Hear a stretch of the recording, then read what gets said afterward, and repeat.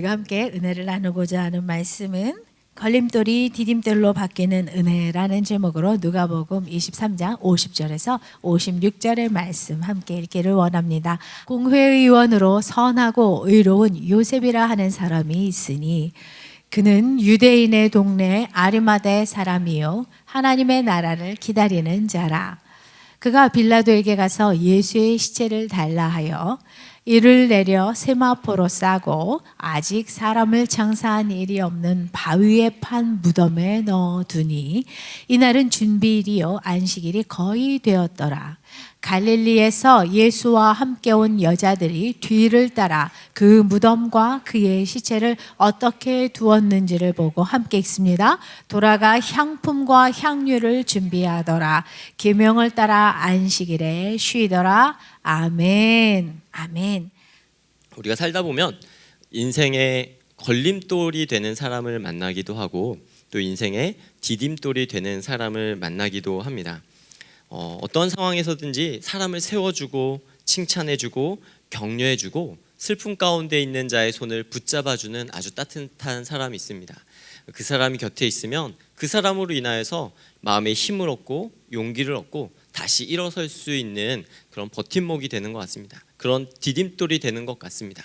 그런데 같은 말이라고 할지라도 꼭 이렇게 마음에 상처를 한번 쫙 긋고 가는 사람이 있습니다. 괜히 같은 말도 그 말 한마디에 마음이 상하게 되고 기분이 나빠지게 되고 그것으로 인하여서 괜히 내가 정죄당한 것 같고 괜히 그것으로 인하여서 마음이 찜찜하고 부담스러운 것이 느껴질 때가 있습니다.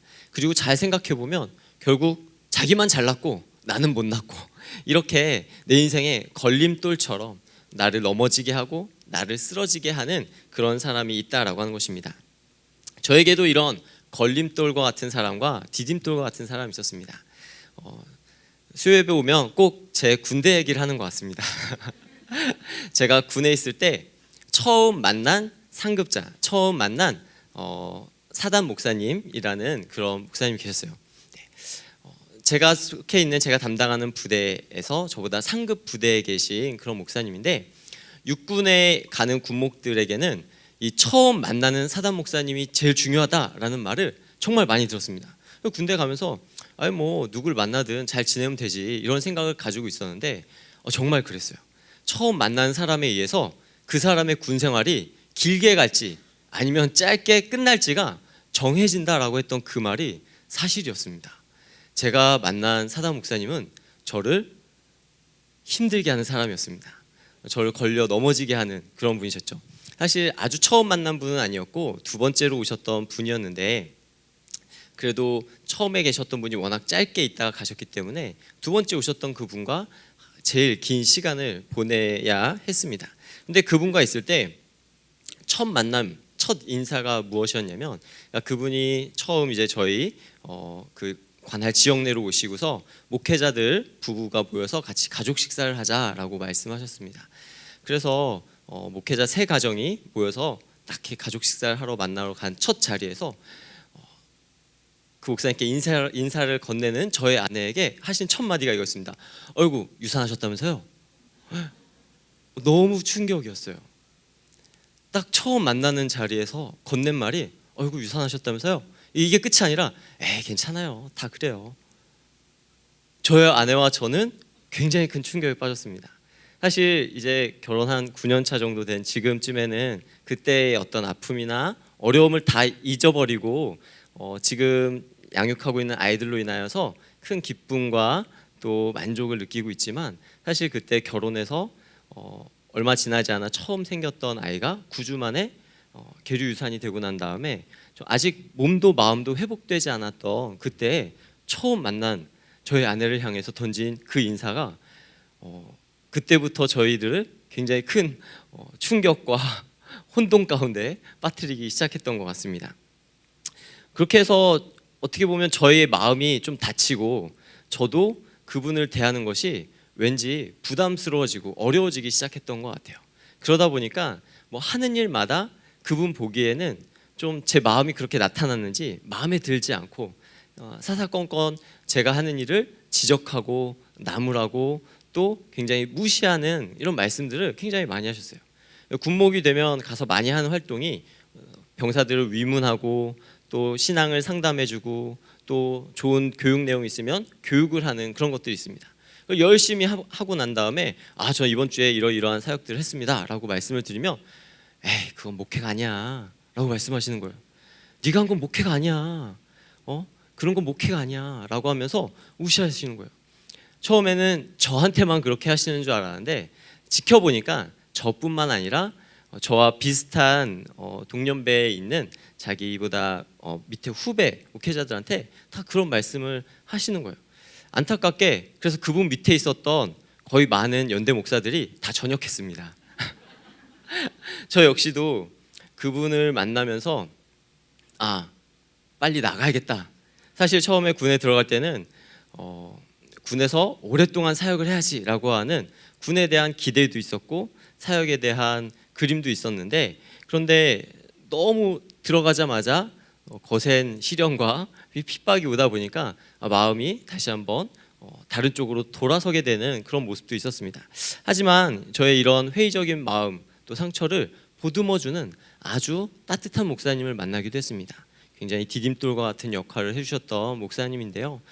저에게 어떻게 목회를 하는 것이 좋은지, 군 목회는 어떠한 것인지에 대해서 아주 친절하게 말씀해 주시고 제가 한 아주 작은 사역에도 격려해 주시고 소망을 주시고 이전에 조금 힘들었어도 다시 비전을 갖고 같이 달려가 보자고, 이 군 사역이 하나님이 우리에게 주신 굉장히 귀한 사명이라고 독려해 주시고 또 제가 계속해서 군 생활을 할 수 있도록 그 길을 열어주시려고 무척이나 애써 주셨던 그런 목사님이십니다.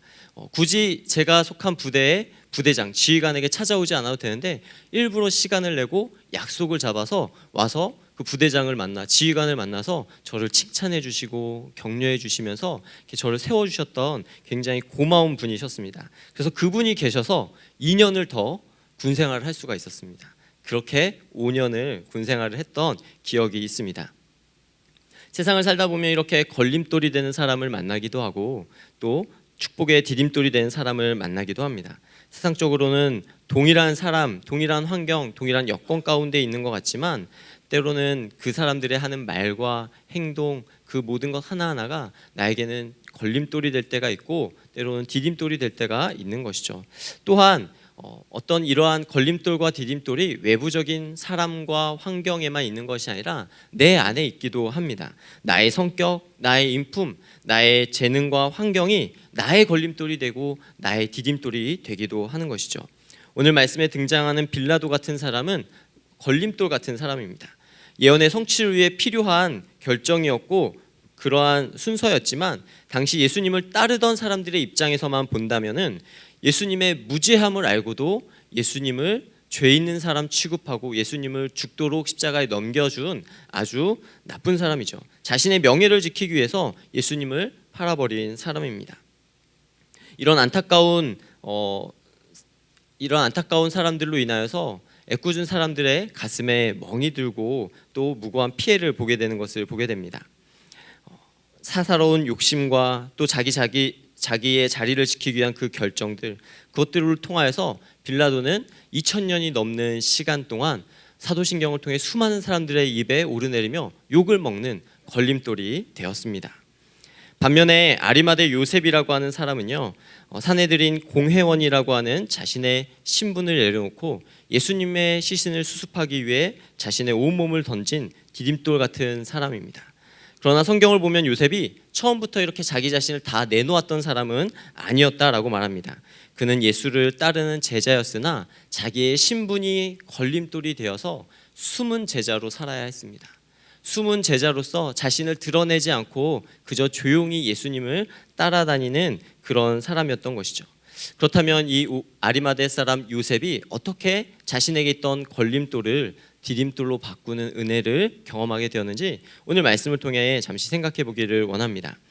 아리마대 사람 요셉은 당시 유다 사회의 최고 의결기관인 사내들인 공회에 존경받는 회원이었다라고 말씀합니다. 또한 마태에 의하면 그는 부자이며 예수의 제자다라고 나왔는데요. 우리 마태복음과 요한복음의 말씀을 한번 다 같이 읽어보겠습니다. 시작.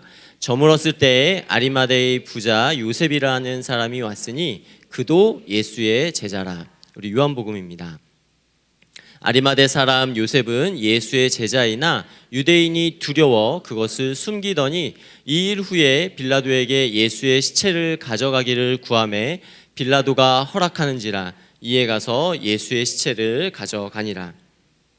한 가지 재미있는 사실이 있는데요.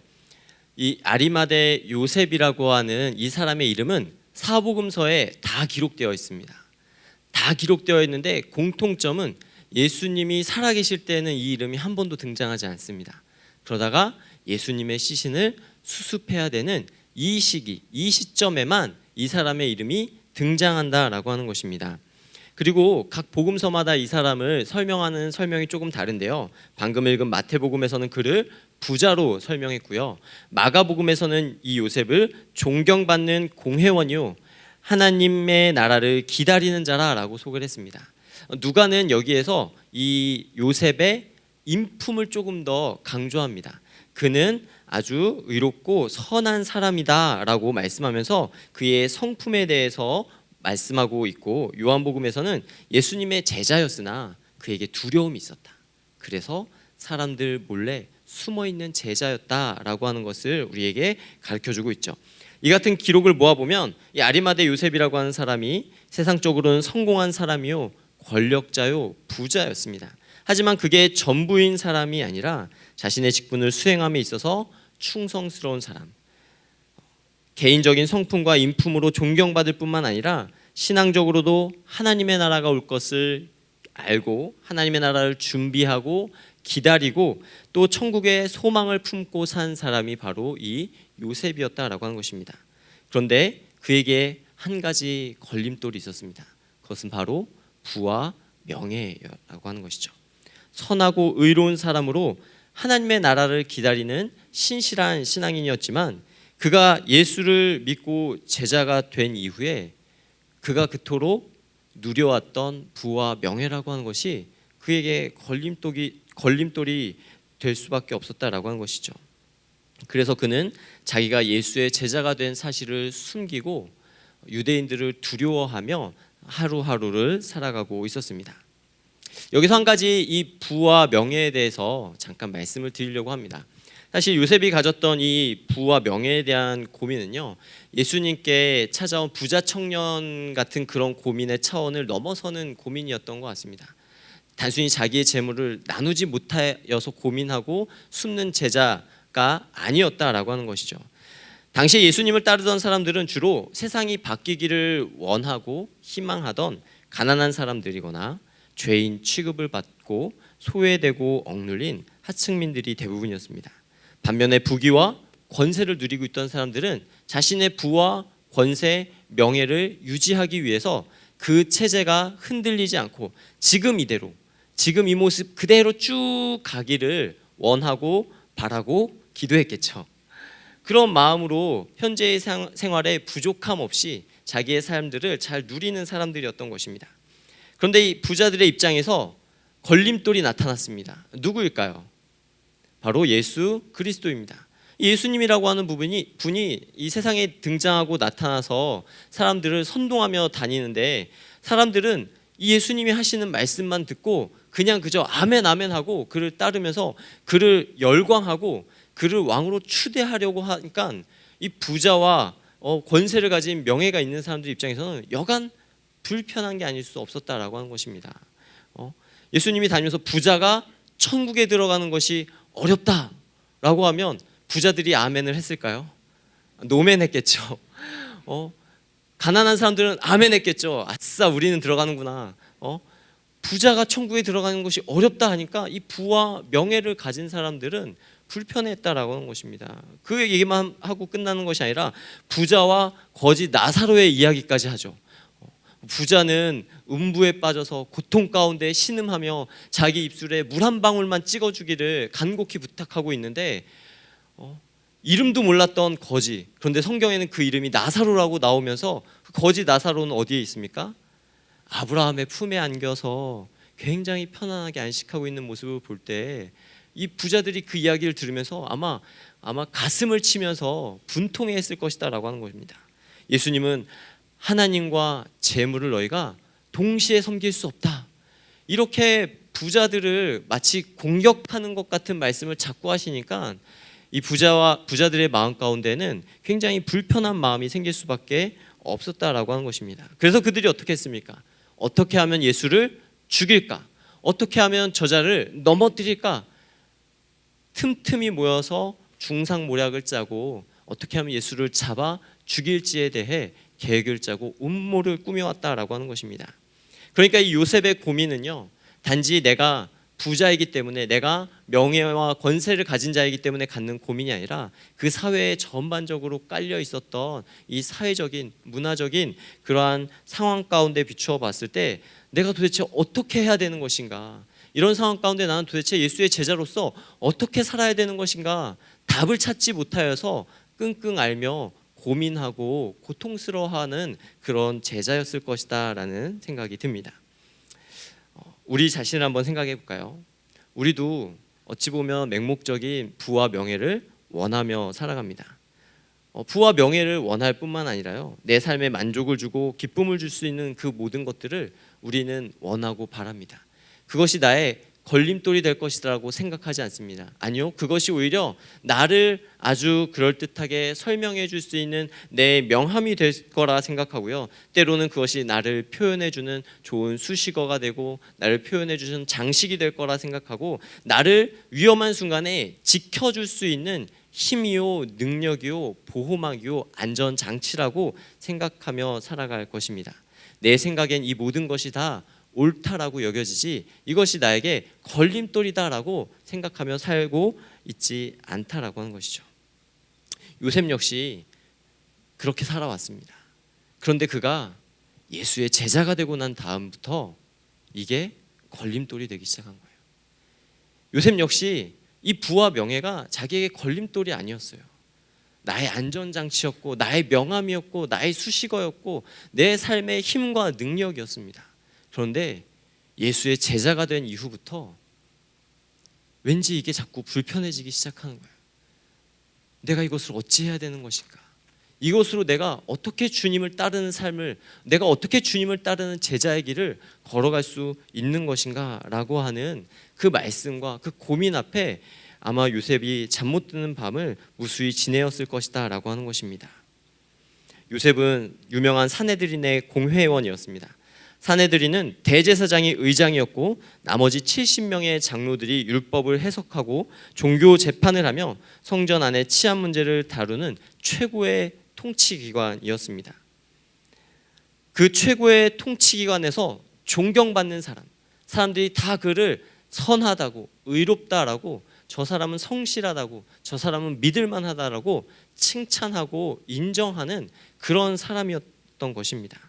그랬던 그 사람에게 찾아온 이 고민, 내가 예수의 제자임을 밝히지 못하고 내가 예수의 제자임을 마음껏 드러내지 못하고 살아가야 하는 이 아픔이 요셉에게 있었다라고 하는 것입니다.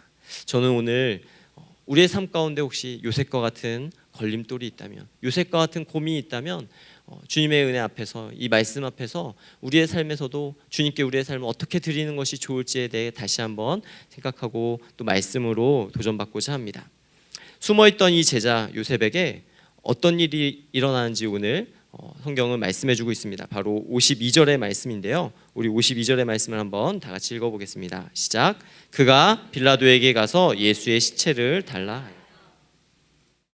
그렇게 어찌 보면 좀 조용조용하고 다른 사람 앞에서 잘 드러나지 않을 것 같은 이 요셉이요, 예수님이 죽으시고 예수님이 운명하시고 난 이후에 예수님의 시체를 달라 하면서 빌라도에게 찾아갔다라고 하는 것입니다.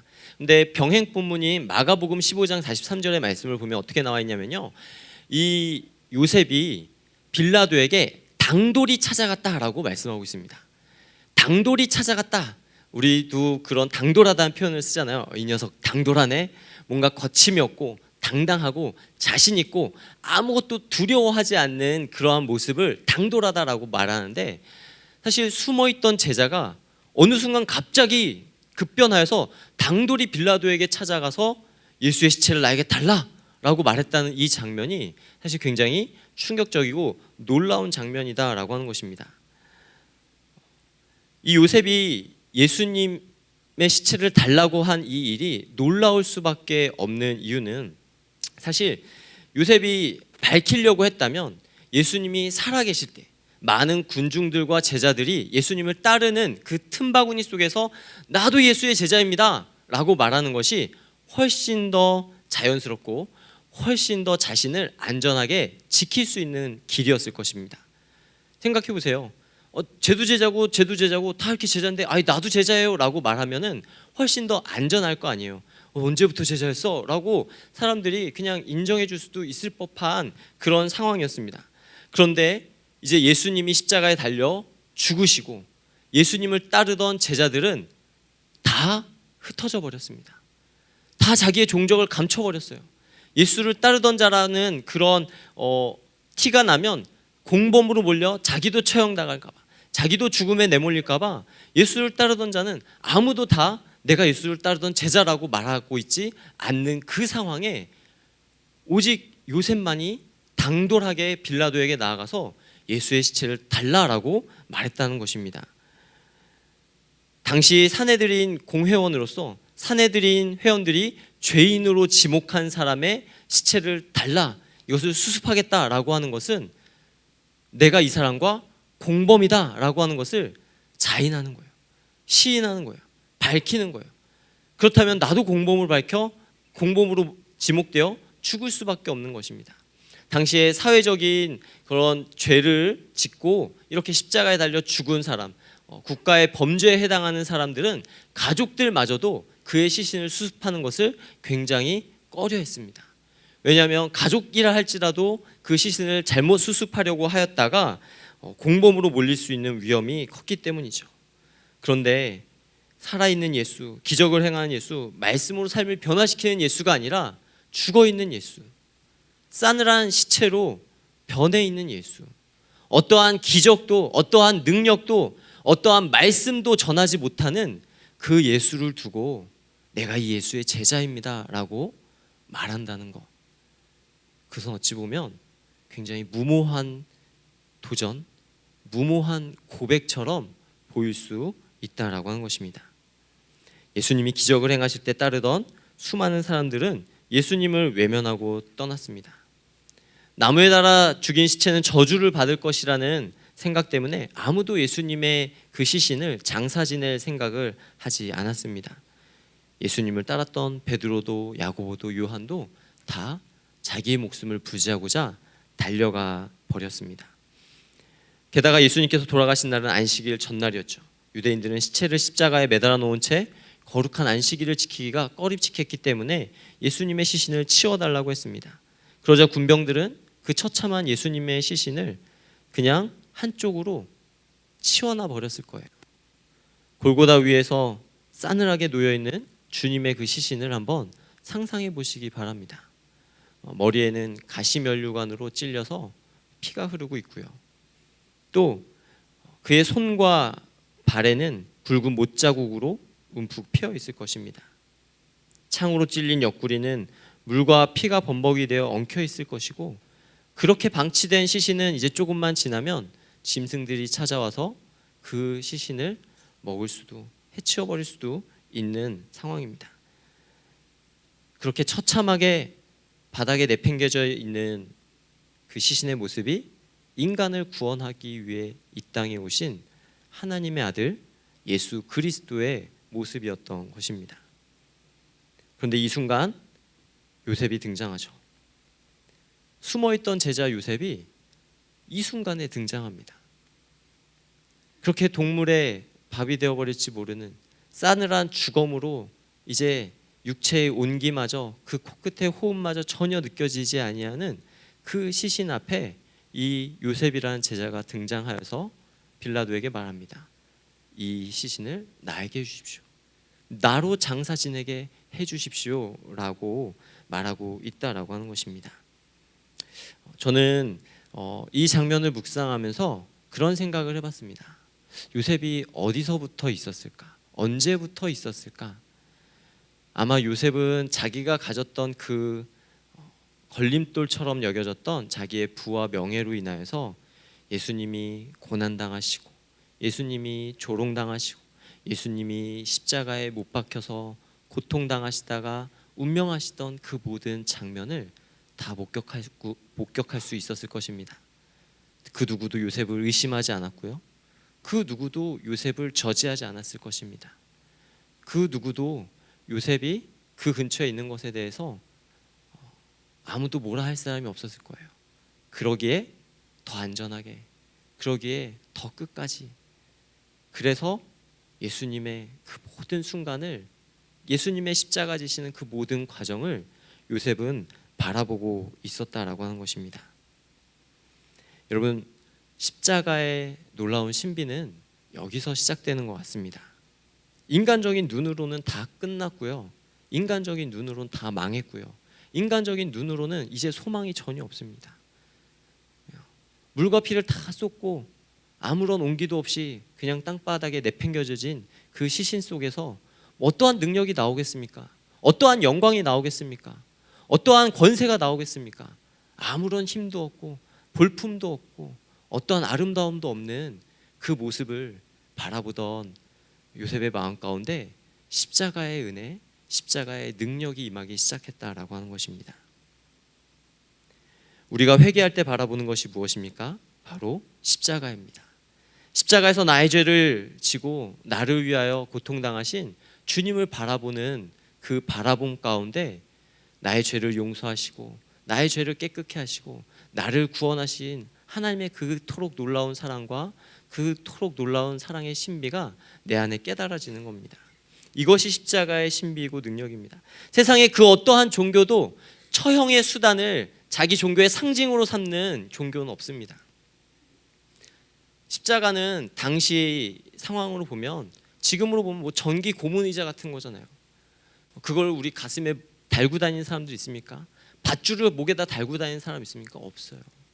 그런데 가장 사람을 처참하고 볼품없고 가장 밑바닥으로 만들어버린 그 십자가를 우리는 기독교의 상징으로 삼으며 우리의 가슴에 품고 다닙니다. 왜 그렇습니까? 그 십자가 가운데 은혜가 있고 그 십자가 가운데 능력이 있기 때문입니다. 그 십자가를 통하여서 나의 죄를 씻는 놀라운 회복의 역사가 있기 때문입니다. 그래서 이사야 54장 5절과 6절은 우리에게 이렇게 말씀하시죠. 그가 찔림은 우리의 허물 때문이요 그가 상함은 우리의 죄악 때문이라. 그가 징계를 받음으로 우리는 평화를 누리고 그가 채찍에 맞음으로 우리는 나음을 받았도다. 우리는 다 양 같아서 그릇 행하여 각기 제 길로 갔거늘 여호와께서는 우리 모두의 죄악을 그에게 담당시키셨도다라고 말씀합니다.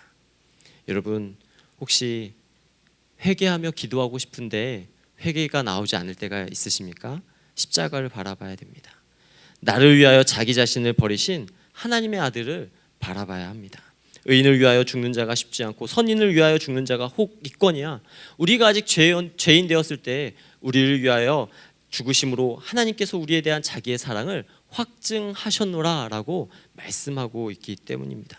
십자가를 바라볼 때 나를 위하여 자기 몸을 버리시고 희생하신, 나를 살리신 십자가의 용서와 사랑이 다시 한번 내 안에서 깨달아지는 놀라운 은혜와 역사가 그 회복이 시작될 줄로 믿습니다. 아리마대 요셉은요, 십자가 밑에서 통회하고 자복하고 회개했을 것 같습니다. 나에게 그토록 사랑을 베푸시고 나에게 그토록 말씀을 깨우쳐 주셨던 그 예수님이 십자가에 못 박혀 달려 돌아가고 계시는 그 상황을 처음부터 끝까지 다 지켜보는데, 지금까지 자기가 그토록 자랑으로 삼아왔고 자기가 지금까지 그토록 자기의 기쁨으로 삼아왔고 만족으로 삼아왔고 힘으로 삼아왔고 능력으로 삼아왔던 자기의 부와 명예는 아무것도 해줄 수 있는 게 없는 거예요. 내가 사랑하는 그 예수님을 아무도, 내가 가진 그 무엇으로도 지켜줄 수가 없는 거예요. 그 십자가를 바라볼 때 그래서 이 요셉은 회개할 수밖에 없었을 거예요. 아, 주님이 말씀하신 그 말씀이 이런 의미였구나. 주께서 베푸신 사랑의 의미가 이런 의미였구나. 주께서 섬기신 섬김의 의미가 이거였구나. 주께서 말씀하신 구원의 의미가 이거였구나. 주께서 말씀하신 회개가 이제 시작돼야 되는구나 하면서 자기의 가슴을 치며 주 앞에 회개하였을 것 같습니다. 세상을 살아가야 할 힘과 능력이 우리에겐 필요합니다. 여러분, 세상을 살아갈 힘과 능력이 필요하십니까? 십자가를 바라보시기 원합니다. 세상이 주는 만족은 유효기간이 있습니다. 그래서 눈은 보아도 족함이 없고 귀로 아무리 많은 것들을 들어도 가득 차지 않습니다. 아무리 좋은 것 많이 보아도요, 이제 거기서 거기 같고요. 아무리 좋은 강의도 듣고 말씀도 많이 들어봤자 내 안에서 역사하시는 그 십자가의 은혜와 능력이 샘솟듯이 다시 깨달아지지 않으면 그냥 내 귀에 족함이 없고 가득 차지 않는 공허함만이 내 안에 가득하다라고 하는 것입니다. 우리는 끝없는 만족을 추구하며 세상적인 기준에 맞추기 위해 전쟁터 같은 세상을 치열하게 살아가고 있습니다. 그러다 지쳐 쓰러지기도 하고 자신의 부족함을 탓하기도 하고 남을 원망하기도 하고 공격하기도 하고 다투기도 하고 싸우기도 하면서 살아간다라고 하는 것입니다. 그때 우리는 십자가를 바라봐야 합니다. 십자가를 바라볼 때 주님이 우리에게 하신 말씀이 깨달아집니다. 내가 너희에게 이른 말이 영이요 생명이라 하신 그 말씀이 십자가를 통해 나에게 선포될 때, 십자가를 통과한 그 말씀만이 나에게 전파될 때 그 말씀으로 나에게 하신 주의 말씀이 하나하나 절절히 깨달아지고 그 말씀대로 살아갈 수 있는, 그 말씀대로 순종할 수 있는, 그 말씀대로 주님을 바라볼 수 있는 힘과 능력이 우리 가운데 주어진다라고 하는 것입니다. 세상을 살아갈 힘과 능력, 아니요, 세상을 넉넉히 이기고도 살아갈 수 있는 힘과 능력, 그것은 바로 십자가 가운데 있는 것입니다. 세상에 십자가의 도가 세상 사람들에게는 미련한 것일지 몰라도 십자가의 도를 믿는 우리에게는 하나님의 능력이 되는 것입니다. 아리마대 요셉 역시 십자가를 바라볼 때 그를 숨게 만들었던, 사람들의 시선으로 두려워하며 사람들을 피하고 사람들을 외면하려고 했던 그 모든 두려움으로부터 이제 벗어나서 나의 죽음을 불사하고서라도 내 가진 명예와 권세 다 버리고 내 생명을 앗아간다 할지라도 내가 이 십자가의 주님을 내가 지키겠습니다. 내가 이 십자가의 주님을 전파하겠습니다 라고 하면서 자기 자신을 주 앞에 온전히 드림으로써 예수님의 부활을 준비하는 자가 되었다라고 하는 것입니다. 그동안 자기에게 걸림돌로 삼겨져 왔던 이 모든 것들을 자신의 디딤돌로 삼고 반전의 역사를 써가기 시작했다라고 하는 것입니다. 십자가를 바라볼 때 구원의 능력이 나를 일으켜 세울 줄로 믿습니다. 걸림돌처럼 여겨지던 나의 상처도, 무너진 마음도, 갈 바를 알지 못하였던 나의 인생의 길도 주님 앞에서 선명하여지고 분명하여지고 주님의 인도하심을 받게 될 줄로 믿습니다. 여러분, 예수님을 사랑하십니까? 그렇다면 십자가를 바라보셔야 합니다. 그 십자가의 사랑이 나를 통해 흘러갈 것이기 때문입니다. 그 십자가의 사랑이 나를 통해 흘러가며 살아 역동하는 하나님의 말씀, 살아 역동하는 주의 능력을 보게 할 것이기 때문입니다. 아리마대 요셉이 십자가를 바라볼 때 그에게 걸림돌처럼 여겨지던 자신의 부와 명예가 이제 축복의 디딤돌로 쓰임받기 시작합니다. 숨은 제자의 삶에서 방향을 돌이켜 자신을 전면에 나타내면서 자기에게 있던 것을 주 앞에 드립니다. 무엇이었습니까? 빈 무덤이었죠. 부자들의 상징이었던 돌로 판 빈 무덤, 아무도 지금까지 장사 지내본 적이 없는 그 빈 무덤을 예수님이 쓰시도록 한 겁니다.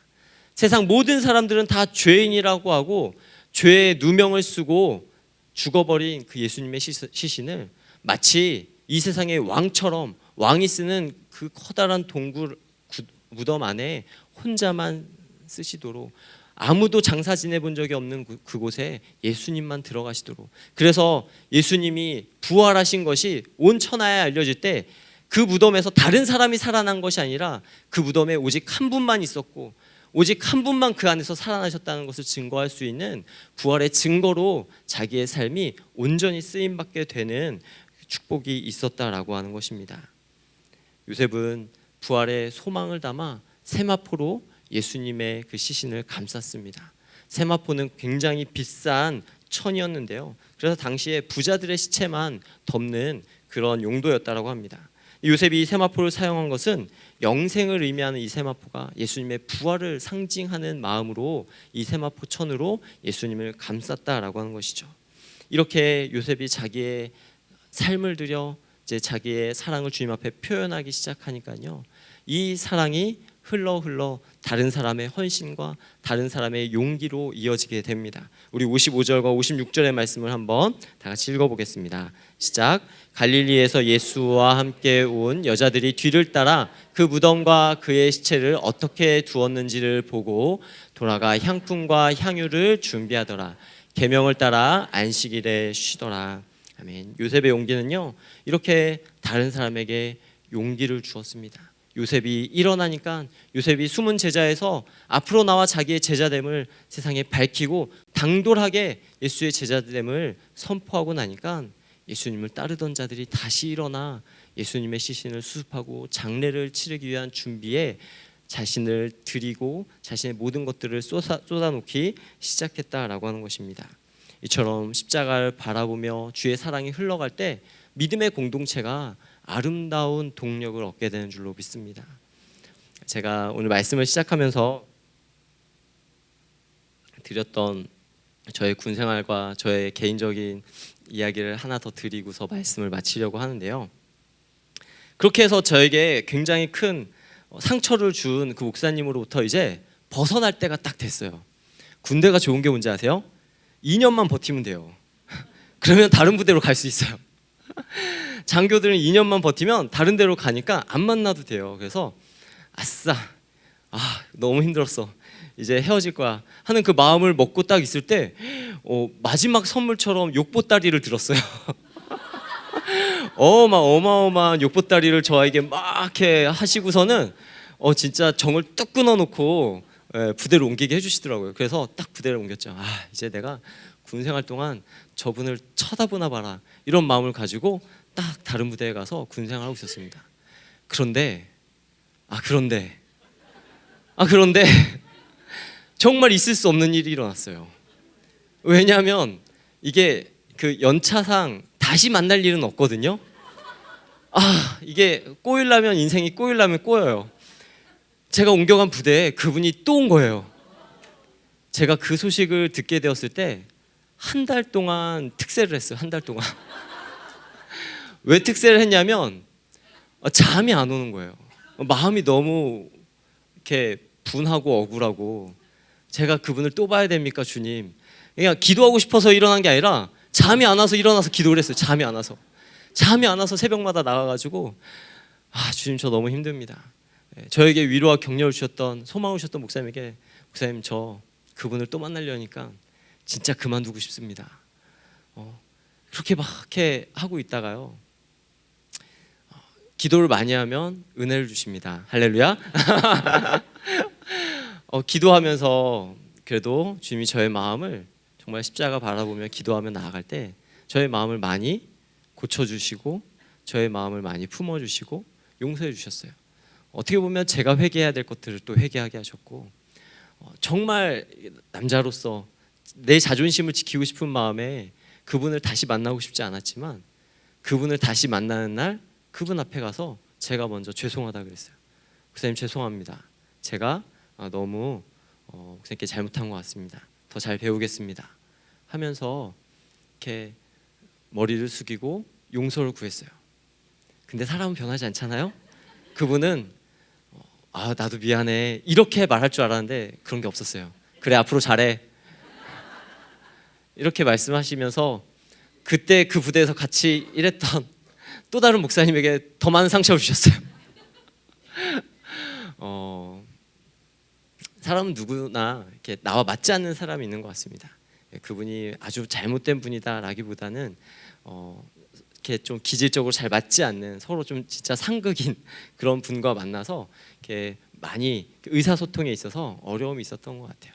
그런데 그 십자가의 은혜 앞에서 내가 기도하려고 기도한 게 아니라 눈이 떠지니까 기도할 수밖에 없는 그 상황에 기도하고 나니까 하나님이 내가 용서할 수 없을 것 같은 사람도 십자가를 통하여 다시 용서하고 품고 주 안에서 화목하게 지낼 수 있는 방법을 가르쳐 주시고 깨닫게 해주시는 것을 보게 되었습니다.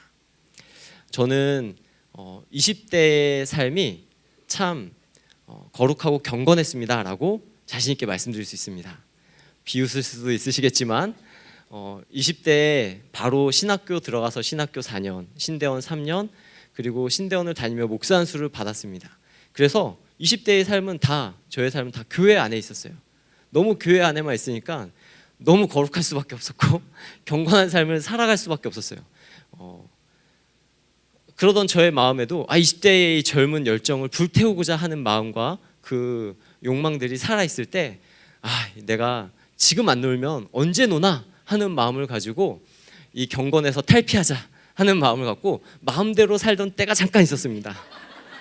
마음대로 살자 하면서 한 번은 밤을 새고 놀다가 집에 들어갔어요. 근데요, 저희 집이 교회예요. 저희 집, 그러니까 저희 아버님이 목사님이셔서 저희 집이 교회예요. 교회 지하에 저희 사택이 있었어요. 그러니까 밤새도록 놀고 집에 들어가는데 새벽기도 끝나고 이 BGM 찬양 소리가 막 들리는 거예요. 그래서 순간적으로 누가 찬양을 안 끄고 간 거야 하는 마음을 가지고 성전에 들어갔다가 십자가 밑에서 울며 기도하는 아버지의 모습을 봤어요. 그리고 거기서 저도 모르게 눈물이 너무 나는 거예요. 나는 밤새도록 놀고 왔는데 나를 위해서 이름을 부르며 저기 기도하시다니 눈물이 너무 나잖아요. 그 앞에서 울며 기도하고 마음대로 살고 싶지만 어쩔 수 없는 인생이구나. 내 인생은 어쩔 수가 없구나 하면서 다시 마음을 고쳐먹고 다시 원래대로 돌아왔다라고 하는 잠깐의 이야기가 있었습니다. 이 말씀을 정리하도록 하겠습니다. 결론은 십자가를 바라보면서 저의 삶이 회복되었다는 말씀임을 꼭 기억해 주시기 바라면서 우리 인생에 주님께 더 가까이 가지 못하게 하는 어떠한 걸림돌들이 있습니까? 십자가의 주님을 바라보며 나아가기를 원합니다. 십자가에서 모든 부끄러움과 수치를 참으신 주님께서 나의 모든 수치와 죄를 씻어 주실 것입니다. 십자가에서 쏟아주신 폭포수와 같은 그 사랑으로 나에게 말씀하셨고 약속하셨고 또 주님만 바라보게 하셨던 그 음성을 나에게 다시 들려주실 것입니다. 그리고 이제 다시 일어설 수 있는 힘과 능력 또한 부어주실 줄로 믿습니다. 축복의 통로요 은혜의 통로로 삼아 하나님의 나라를 기대하며 하나님 나라를 확장해가는 믿음의 사람으로 사용하실 줄로 믿습니다. 넉넉하게 채워주시고 붙들어주실 것을 믿습니다. 십자가의 그 사랑이 오늘도 우리에게 넘쳐 흘러서 우리의 가정과 우리의 교회와 우리가 속한 모든 믿음의 공동체를 아름답게 하고 아름답게 하는 데 쓰임받는 우리 모두가 되기를 주의 이름으로 간절히 축원합니다. 기도하겠습니다. 사랑의 하나님 고맙고 감사합니다. 죄와 허물로 인하여 죽을 수밖에 없는 우리를 구원하여 주시고 십자가의 은혜와 사랑으로 우리를 용서하여 주시니 감사합니다. 하나님, 주님의 그 십자가 사랑을 바라보며 주님 앞에 나아가오니 그 사랑의 힘으로 그 사랑의 능력으로 우리를 담대케 하여 주시고 우리를 강건케 하시고 우리를 넉넉히 이기고 승리케 하여 주시옵소서. 십자가의 주님만을 자랑하는 인생 되게 하여 주옵시고 십자가의 그 사랑만을 온전히 증거하는 인생 될 수 있도록 우리를 사용하여 주시옵소서. 그렇게 우리 가운데 가실 주님을 찬양하오며 감사드리며 존귀하신 예수님의 이름으로 기도합니다.